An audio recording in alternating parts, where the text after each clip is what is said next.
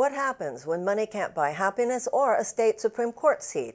Just ask Elon Musk, who spent $25 million on the race, hoping to defeat liberals in Wisconsin.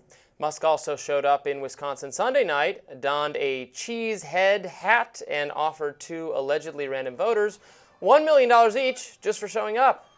Still, Susan Crawford won a 10-year term in Wisconsin over her GOP rival, Brad Schimmel. This win enables the left to maintain a 4-3 majority in the swing state. Let's listen to what Crawford had to say about her win.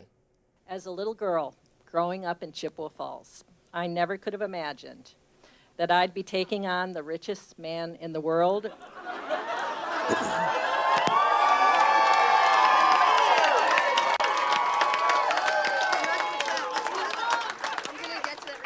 For justice in Wisconsin, and we won. It was the first major battleground state election of President Donald Trump's second term. The race drew national attention. Many on the left took to X to taunt and poke at Elon Musk. Still, Musk and Trump did not admit defeat and even claimed victory. Trump took to Truth Social and wrote, "Voter ID just approved in Wisconsin election. Democrats fought hard against this, presumably so they can cheat." Still, it's easier to crow about the wins in Florida. MAGA did retain the two seats vacated by Matt Gaetz and Mike Waltz of Signalgate fame. Steve Kornacki, who's known for his political predictions and analysis, posted, "Democrats will lose Florida 6, but will significantly reduce Trump's 30-point margin from last November." 3 of the 6 counties, the candidates won by 17, 15, and 11 respectively, but Trump won those areas in 2024 by 34, 28, and 32. So you must be relatively pleased about the Wisconsin result, Marianne? I absolutely am, and a couple of things I want to say about that. First of all, the girls. Okay? Susan Crawford, the women are leading this thing among the Republicans as well as the Democrats. You know, we talked before when I was here about Lisa Murkowski. Now you've got Anna Paulina Luna, who's standing up to Mike Johnson in the House. So I think that's on the proxy voting and Save Act, and yes, absolutely, so that women can have children. For a woman who is a congresswoman to have a child, and then she's like halfway or all the way across the country, has to go back to make a vote. But then Johnson says that's unconstitutional, but that's ridiculous because women weren't granted voting rights when the Constitution was written. So I think on both the left and the right, women are leading the charge against the neo-fascist conservative, not conservative, they're actually not conservative, but extremist views that are slamming down on the rooftop of democracy. That's number one. So, yay, you go, girl, Susan Crawford. I forget the other thing I was going to say. I said there were about Florida. Yes. I say yes, we lost Florida, but as we already pointed out, we lost Florida by so much less. So the Democrats are coming back. Let us have this moment, okay? Just let us have this moment. Fine. You guys have everything. Today's a good day for Democrats, and let us celebrate. Here's the thing. Be magnanimous, Robby, and say, okay, you guys get today. Sure. Here's the thing I would say about the margin for the wins in Florida being a little bit lower. This is an issue the Republican Party is going to have to confront, that Trump is as much as he fires up and outrages Democrats, the left, etc., Trump is a draw for Republican voters. Republicans now have the situation that Democrats used to have, where Democrats wanted, everybody and their grandmothers show up to vote. The people are Democrats, etc. Republicans wanted elections at special time where only like affluent people who don't absolutely have to go into the office anyway because they're affluent can show up to it. Then we'll have Republicans win. Now it's more the opposite problem now. The most motivated people, the Democrats, they're going to show up on days, not regularly scheduled election days, whereas the Republicans need the draw of Trump to get their entire movement into the ballot box. So if you have elections that are not on the regularly scheduled election day in November, Republicans will have a problem. So I'm not surprised at all that the margins were lower for Republicans, because not all their voters came out because Trump was not literally on the ballot. That's going to be a problem because, despite conservative, some like Steve Bannon's hopes and liberal fears, Trump is not going to be on the ballot in 4 years. So Republicans are going to have to deal with that one. Now I want to talk about the Elon Musk of it all. I saw a lot of liberals, in my view, making Elon Musk the focus of this defeat and saying, we can defeat him, yay, hooray, and all of that. I'm a little skeptical. That sounds like a national narrative to me being projected onto what is a swing state. I had to remind people that Trump won this state by less than 1 point. It was won by Joe Biden the last time around. It has a Democratic governor. One of its senators is a Democrat. So it is not at all weird to me or needs explanation that the Democrats won this.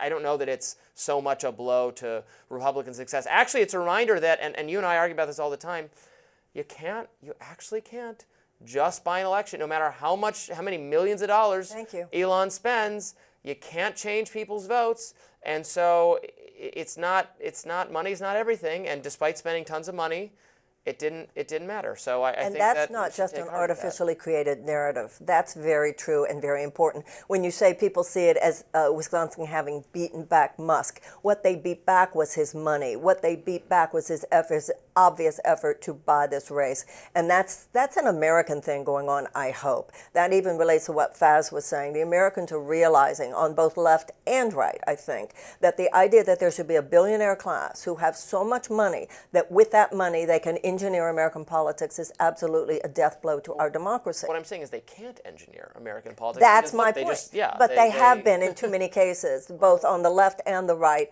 Huge economic, financially backed forces have had such an undue influence on Congress for decades now that they've turned Washington into a system of legalized bribery.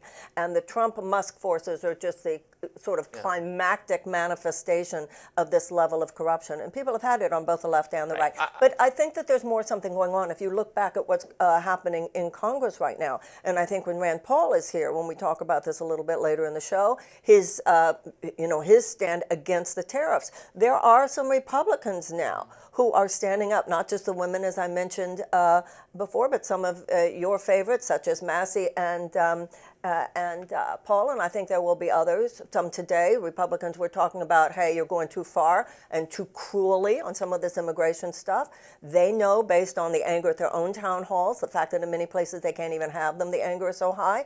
So even among the Republicans, I think there's starting to be signs in Congress as well that this thing is moving too far, and we've got to head back to more reasonable common sense and loving that's an policies. interesting perspective. I agree that I think it's good to have healthy debate within the coalition, and there is debate within the Republican coalition about how best to implement the America First foreign policy that Trump ran on, the American First domestic policy, and what policies align with that. You saw that. We discussed this ad nauseum, so I don't want to dwell on it, but the debate even within the Signalgate chat about whether bombing Yemen was even a good idea, that between J.D. Vance and Pete Hegseth, that it's very healthy. So there are differences of opinion on foreign policy, on what level of student immigration we want, or with the H-1B visa fight we had a couple weeks ago that was very interesting. So I see that as a healthy tendency in the Republican Party, that you have these different perspectives, arguing sometimes in a really strident way, because Donald Trump likes to call out people who are disagreeing with him. But I see that as healthy. Do you think that's happening on the Democratic side, though? Absolutely, it's happening on the Democratic side between people who feel that the Democrats need to hew a more moderate line versus those who feel that economic populism is absolutely the way to go, which I do believe, as we were talking about before, is the way forward for America. Now, as far as there being within either party healthy debate is, of course, a good thing. Whether it's Republicans or Democrats. However, I think what's been happening previously, despite what you saw in that Signalgate chat, is that there has been this almost militaristic falling in line with whatever Trump wanted. And that's the dam that I feel is starting to break, and will be healthy for your party and much, much better for America. Wasn't all bad news, though, even in Wisconsin, obviously, for Republicans, the voter ID provision passing. What's your quick take on that before we move on? I'm mixed. I think some of it is very sinister, because I think that they are they are accusing Democrats of doing things that we are not doing, trying to get people who are not citizens to vote. And actually, it will have an effect of making it harder for many people to vote who simply, let's say, older people living in rural communities, et cetera. But in general, you can have that one. As long as we got as long as we got that Susan Crawford on the Supreme Court, that's the bigger win. We're just taking it today. I'm reading the demographic data and voter trends, and my secret belief that I'm always trying to discreetly tell Republicans is, I think if more non-citizens voted, Republicans would do better.